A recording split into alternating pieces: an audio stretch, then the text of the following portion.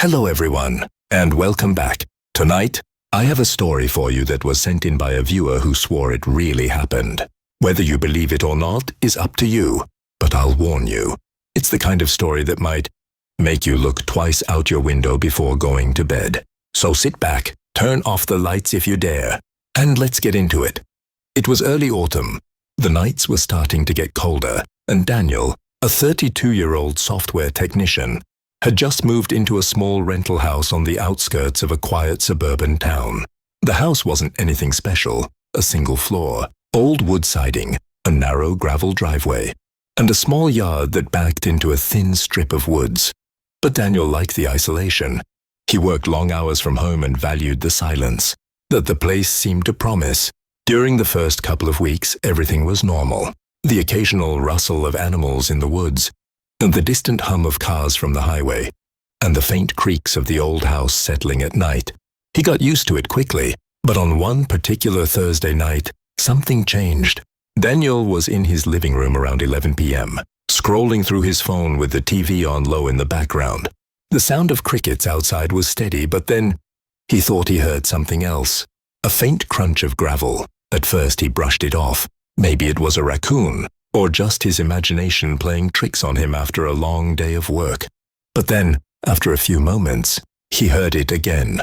Footsteps, slow, deliberate, coming from the driveway.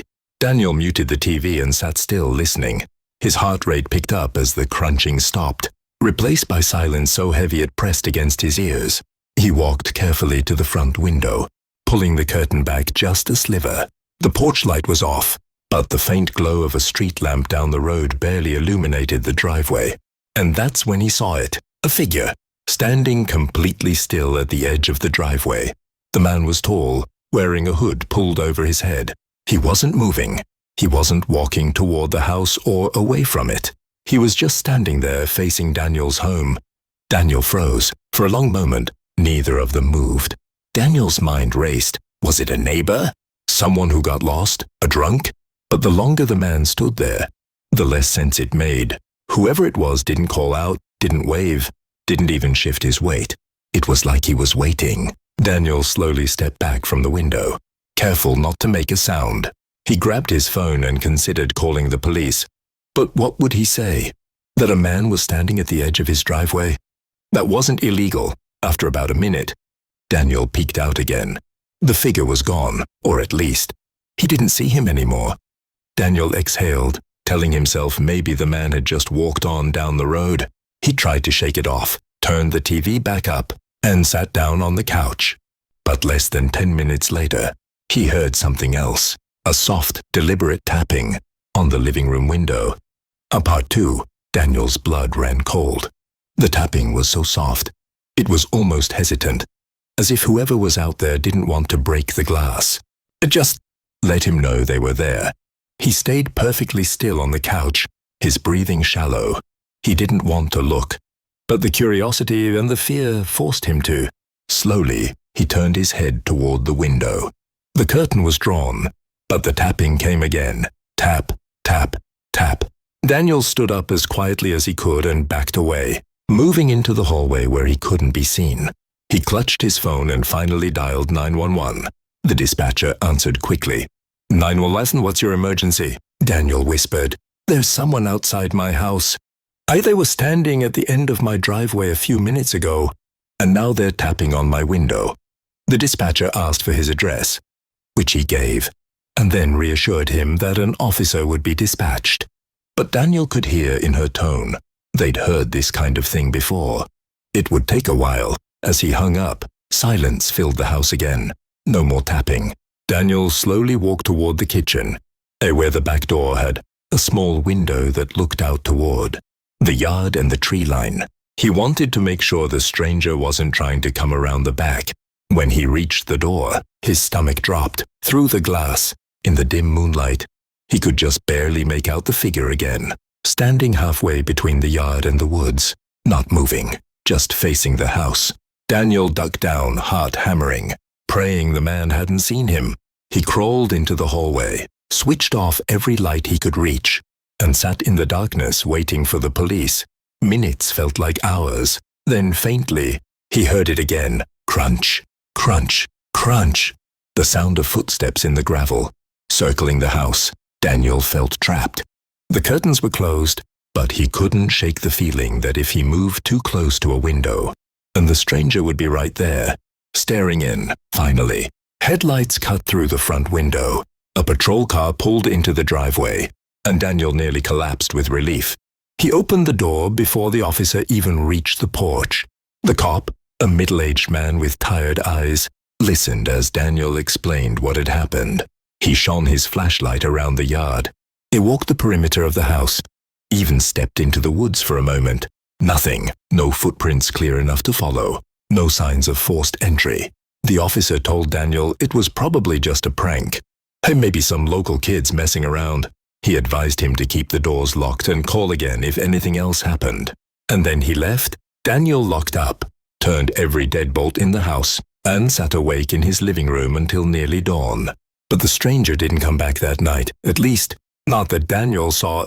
The next day, Daniel tried to convince himself the officer was right. Maybe it was just some kid screwing around.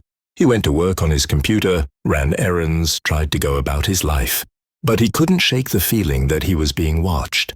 Every time he glanced out a window, he half expected to see the hooded figure standing there again. By nightfall, his nerves were frayed. He double-checked all the locks, pulled every curtain tight, and even set a kitchen chair under the doorknob of the back door. He told himself it was ridiculous, but it made him feel a little safer.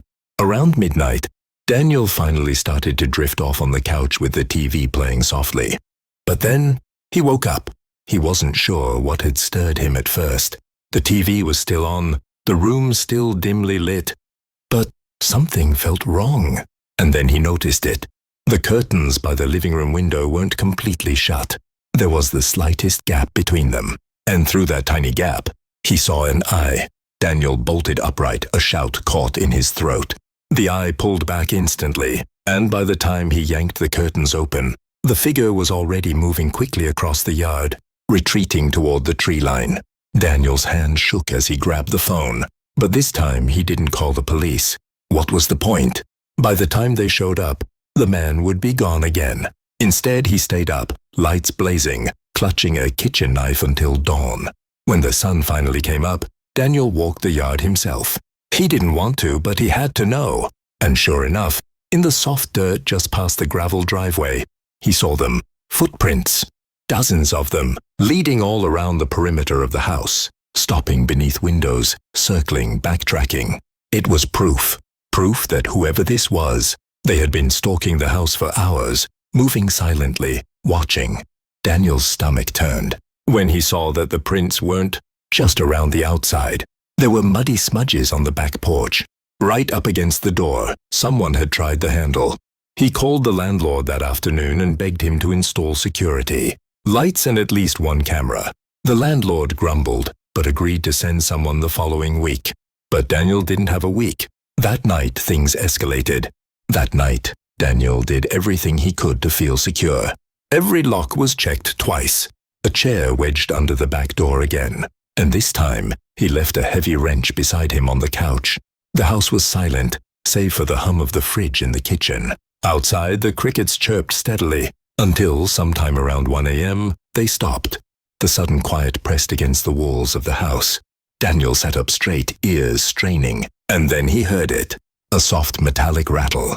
The sound of someone trying the back door. Daniel froze. His heart thundered so loudly, he thought it might give him away. The rattle came again, firmer this time. Whoever it was, they were testing the lock. Daniel gripped the wrench, inching toward the kitchen in the dark. He wanted to see without being seen. The small window in the back door was covered by a thin curtain, but as Daniel crept closer, he could make out a shadow shifting behind it. And then, a low whisper. He couldn't make out the words, but it was unmistakable. Someone was murmuring just inches from the door. Daniel backed away, pulse hammering in his throat. He wanted to call 911, but he was terrified that speaking into the phone would give away his position in the house. Then came the sound that chilled him to his core. The whispering stopped, and from the other side of the door came 3 slow, deliberate knocks. Not frantic, not playful, Just steady, patient, as if to say, I know you're in there. Daniel stumbled back into the living room, clutching the wrench with sweaty hands. He was shaking so badly he could hardly breathe. And then silence again. For a moment, he thought maybe the stranger had left. But then a new sound reached him, from the opposite side of the house. The front doorknob turning, Daniel's chest tightened as he realized the horrifying truth. There wasn't just one of them. He stood in the center of the living room, heart slamming, listening to the doorknobs rattle one after the other, back and forth, front to back. Whoever they were circling his house together, testing every way in. Finally, Daniel's survival instinct kicked in. He sprinted to the bedroom, slammed the door shut, and shoved his dresser against it. With shaking hands, he dialed 911. The dispatcher answered, but before Daniel could speak, he froze. From the other side of the bedroom wall came the faintest sound, breathing, as if someone was standing just outside, pressed against the wood listening. Daniel whispered into the phone, "They're here. Please, you need to send someone now." The dispatcher's voice was calm, promising help was on the way. But Daniel barely heard it. He was staring at the window in his bedroom, the one thing he hadn't blocked, the one way in. And as he watched, the curtain slowly shifted. Someone was lifting it from the outside. Daniel dropped the phone, clutching the wrench in both hands, every nerve in his body screaming. The last thing he saw before the curtain fell back into place was the pale outline of a face, smiling faintly through the glass. And then, pain. The sound cut off. That's where Daniel's account ended. The police claimed that when they arrived, the yard was empty. No footprints this time, no forced entry. Daniel swore he hadn't imagined it, but he never stayed in that house again. He moved out the following week. The place still sits empty on the edge of town, and the neighbors say that sometimes, if you drive by at night, you can see shadows moving past the windows, even though no one lives there anymore.